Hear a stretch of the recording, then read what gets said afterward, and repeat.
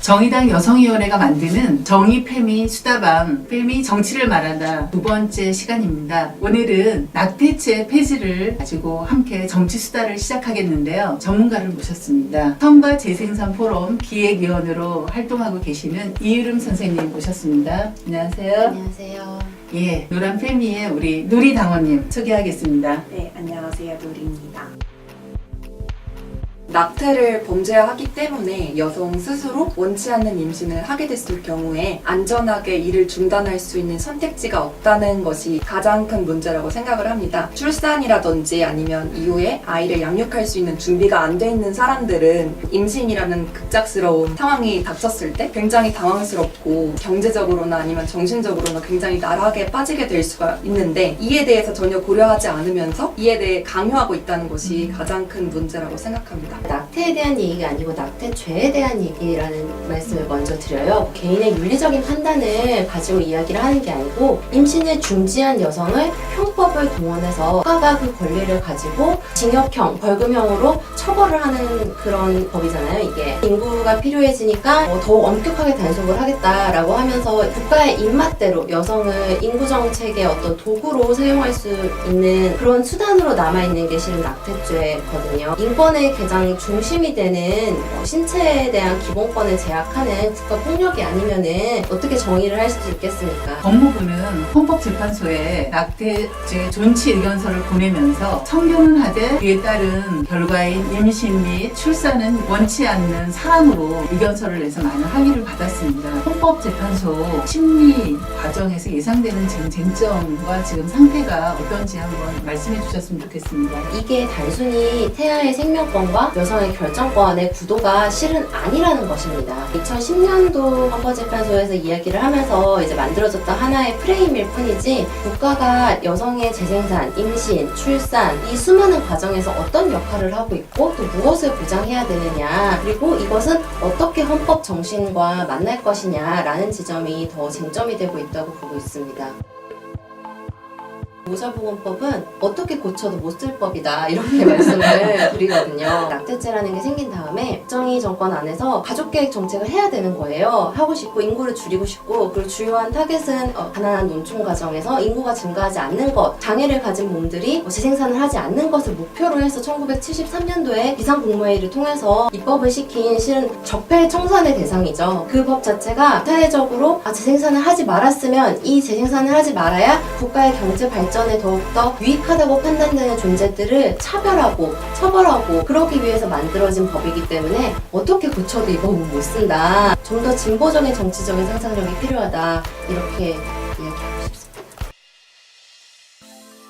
낙태가 늘어날 것이다. 태아의 생명이 불쌍하다. 아니면 성적으로 문란해질 것이다. 이런 이야기들 굉장히 많이 하시는데 이런 분들한테 좀 드리고 싶은 말씀이 출산 이후의 삶이나 여성의 몸에 대한 자기결정권에 대한 고민을 해보긴 하셨는지 그거에 대해서 좀 여쭤보고 싶어요. 출산 이후의 삶은 오롯이 여성이 감당해야 되는 것인데 이런 거에 대한 고려는 전혀 없이 낙태는 범죄다라고만 말을 하는 게 옳지 않다. 이렇게 생각을 하고 헌법화 제도랑 임신 중지율과 지금 상관관계가 없다고 밝혀졌잖아요. 이 관련해서는 이유림 선생님께서 더 말씀을 해주시면 좋을 것 같아요. 전 세계에서 임신 중지율이 가장 낮은 국가는 실은 북미와 북서부 유럽인데요. 되게 낮은 수치를 가지고 있는데 비해서 임신 중지와 관련해서 굉장히 다양하게 허용 사유와 조건과 여성의 요청을 적극적으로 국가가 수용해서 이를 허용하고 있습니다. 안전한 임신 중지를 허용하는 것과 임신 중지율이 증가하는 것에는 관련이 없고요. 오히려 합법적인 임신 중지와 안전한 인공 임신 중지 사이에는 유효한 관련성이 있습니다.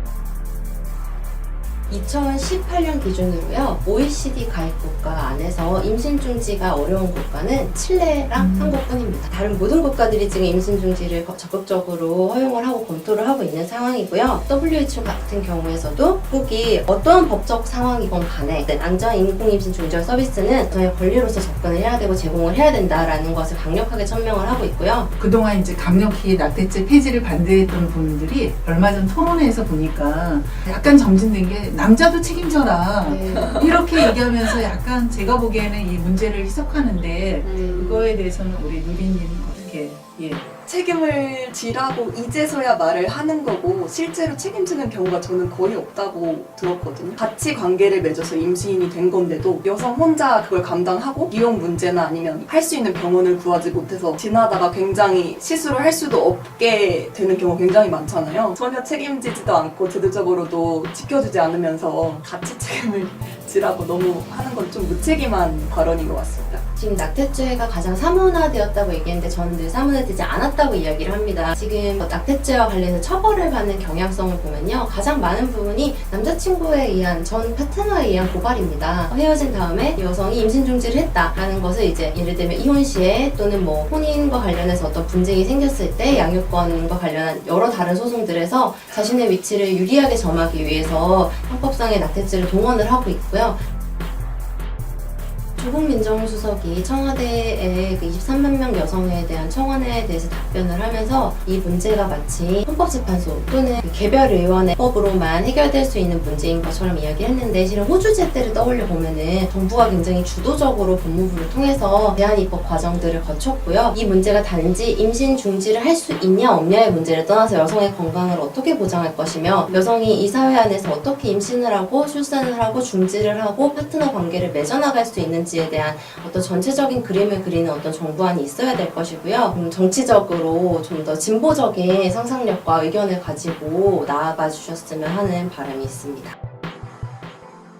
사실 종교계가 굉장히 강력하게 반발을 하고 있기 때문에 정치권이 굉장히 소극적으로 목소리조차 내지 않고 있다고 좀 생각이 들어요. 그렇지만 정의당이 진보정당으로서 분명히 사회에서 여성들이 안전하고 건강할 수 있는 권리에 대해서 말을 하는 것이기 때문에 이 논의에 대해서 물꼬를 먼저 터야 된다고 저는 생각을 하고요. 이후에는 정의당의 정확한 입장 표명 정도까지 나아갈 수 있어야 되는 거고 결론은 입법이죠. 법을 만들어야지 바뀌는 거기 때문에 저는 개인적으로 만시지탄이라는 말이 있습니다. 지금 하더라도 상당히 늦은 결정이지만 지금 역시도 여전히 이분법적으로 생명권이나 여성 성적 자결권을 고도화하는 것에 대해서는 좀 문제의식이 있는데요. 마지막으로 우리 누리님부터 이 낙태죄 폐지 더 이상 미루지 않도록 한 말씀 부탁드립니다. 세상이 굉장히 많이 변했다고들 말하는데 많은 부분에서 여전히 그대로라는 느낌을 많이 받아요. 용기를 잃지 말고 같이 목소리 내서 더 많이 바꿨으면 좋겠다라는 생각을 하고